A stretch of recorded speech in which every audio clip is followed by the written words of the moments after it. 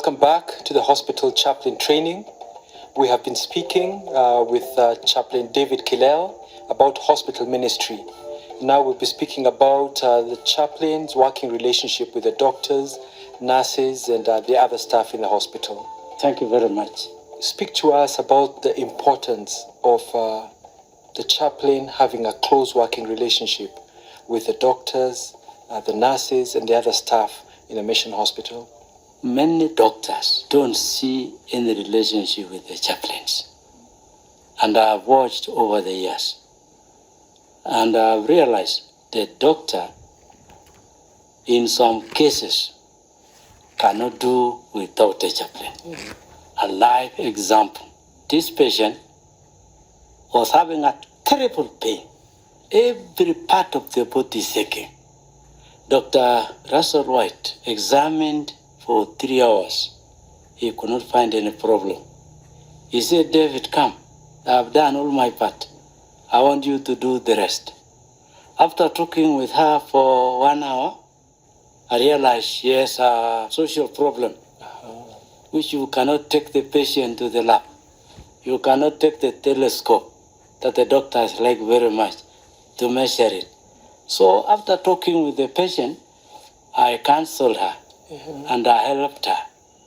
Within the next half an hour, she was well. And the doctors here have realized there are some very important to have this chaplain because there are some areas in the lives of the patient that they cannot penetrate through. In some areas, we have demon possessed. And the doctors don't have machines to detect. The doctor would not find any problem. So what happened was, the doctor called me. I felt there was something mystical, mysterious in the life of this patient. It took only 5 minutes for me. And I prayed with her. I casted out the evil spirit. And the patient was normal. And the doctor realized there was no relationship to work together. It is good for the chaplain to make relationships with the doctor. And now, when the doctor is moving around, the chaplain should be there to listen to what the doctor is saying. And when they build good relationships, they can set time. For example, when the doctor is making rounds at 7:30 in the morning, let the chaplain move along with the doctor. And also, when the doctor is gone, the chaplain can revisit. Sometimes there is miscommunication between the doctor and the patient. And the patient had liberty to ask the chaplain again, what did you hear? What did the doctor say? But without disclosing confidential matters about the patient. Thank you, Chaplain Kilele. You enjoy a close working relationship with the doctors that you serve alongside. Could you share with us examples of how you have developed that relationship, or how a chaplain could develop that close working relationship with the doctors, with the nurses, and other staff at the hospital? Thank you very much, Alex. For a long time, what we do here in the hospital is that we have a common place where we all take tea together. Number two, we have some hospital services where the hospital has arranged a time for all of us. Number three, to visit both nurses and the doctors you visit at their homes. As a chaplain, the way you build relationship is when you go to their homes. That's true. And if they say, may we make tea for you, you say, no, wait a minute, I've come to see how you are. I've come to see you in your homes. Another thing is you can invite them to come even to your home, to invite them to some special functions. Then this time you build relationships with them. Number four, premarital counseling. There are those nurses who are getting prepared for marriage. You share with them, you call them, you invite them. Another thing is a committee to be formed. I mean for the nurses, for the doctors, and other staff, whereby you can talk of spiritual life of the hospital. And then by this, you can interact. You know, when you visit a doctor and they understood that you are confidential, they are ready to open themselves. they can share with you.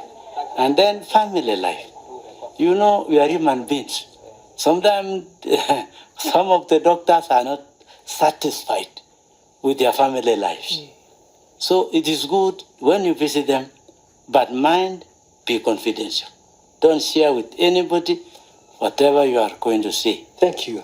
You mentioned earlier the field of medicine is very specialized. A chaplain may not know a lot about medical work itself. Correct.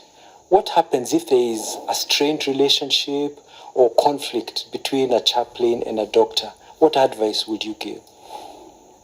First of all, the chaplain should find what was the cause of conflicts. And then if he could be the first one to say, I'm very sorry. And if the doctor was the one who caused all this, let this one admit, because he knows his goal. He knows that he wants to win the doctor to his side. Friendship. Develop friendships with the doctors and nurses. And then they will come. Yes. Another thing I'm very concerned is that when the chaplain feels inferior, when the chaplain is not well educated, he does not know his field well.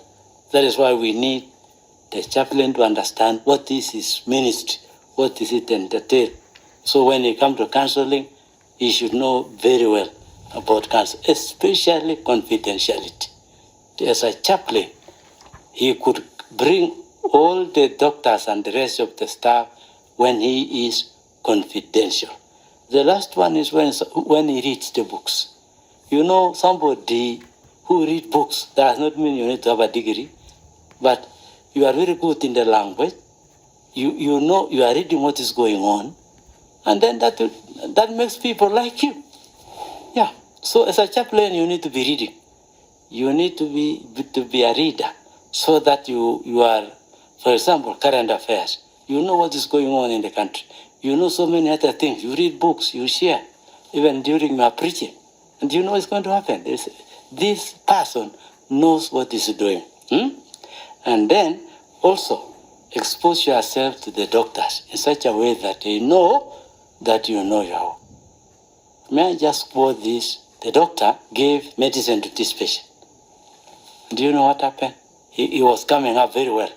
All of a sudden, he deteriorated in his health. The doctor wonders, what's the problem? He could not understand. Do you know what he did? He called the lady chaplain to come. He was deteriorating in medicine. The body was not responding. Say, my father did not pay a dowry, so I'm going to die. I need a cow, but my father refused. Okay, do you know what happened? The lady chaplain says, okay, since you said you are going to die, may I tell you the good news? The good news of Jesus Christ and what Jesus brought, the forgiveness. When the young man understood about the good news, he said, yes, I'm going to accept Jesus so that I go to heaven. So when they were sharing, he said, can you forgive your uncle? He said, I will not forgive him anymore. I will not forgive him. Leave me alone. Say, no. If Jesus has forgiven you, you need to forgive your uncle. Amen. Amen. The minute he forgave the uncle, the body responded to the medicine. Amen. And now there was a link between the chaplain and the doctor. So the doctor should know also that the chaplain has a role to play in the medical field. Thank you, chaplain. In the context of working in a mission hospital between the doctors and the chaplain, how important is it for a chaplain to understand the policies and procedures for the working environment in the hospital? Okay. As soon as the chaplain is employed in any hospital, the first few weeks, he should understand policies of the hospital. We have also government law that covers all this. So there must be hospital rules or policies which the chaplain should read it, should understand, should not violate any rule. Another thing, relationship with the doctors and administration, all of them, they should all have mutual understanding so that they could read and follow the policies of the hospital. There are government policies that have been given to all health sectors, institutions. The chaplain should understand those policies and also respect government policies of the hospital. And I think that will be, it will be of great help so that the doctors and the chaplain could work together. In addition to that, the chaplain should, as they work in good relationship, the doctors also are shocked to know what is going on in the life of the patient. So the chaplain should share also with the doctor what he has found in his counseling room, also in confidence. When the doctors know that this patient have social problems and they have been solved, he's also very, very happy because they have known the root cause of the patient. And instead of beating the bush, doing more investigations, he has found through the chaplain where the problem is. Yeah. Thank you, Chaplain, for highlighting the importance of a good working relationship between the doctor, the nurses, and the administrative staff at the hospital with the chaplains who are serving there. And that with much love, as you said, with much understanding, with the chaplain taking their time and effort to be confident and to be learning and to be growing, that they will be able to serve and thrive as chaplains in that hospital. Thank you, Chaplain. It is an honor to be part of this training. Thank you all who have participated and for having joined us in this session. And I pray that you found it helpful to understand that if the chaplain is working well with the doctors, with the nurses, and with the administrative staff, then they will all form a team that results in really strong ministry to the patients at the Mission Hospital. Thank you.